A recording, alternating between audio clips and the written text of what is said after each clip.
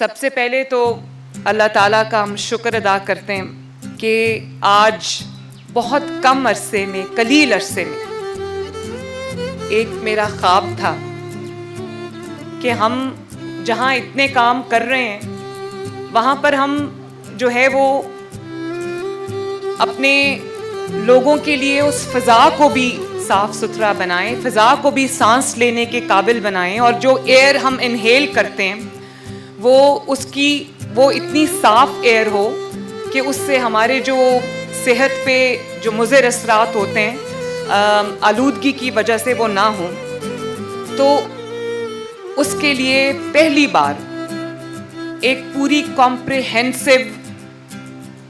Environment policy जो है वो पंजाब हुकूमत ने मरियम औरंगज़ेब के सरबराही में बनाई है, और ना सिर्फ बनाई है, उसका आज प्रैक्टिकल इम्प्लीमेंटेशन आपको इन बच्चों की सूरत में, इन फोर्सेस की सूरत में, इन स्क्वाड्स की सूरत में आपको नज़र आ रही है।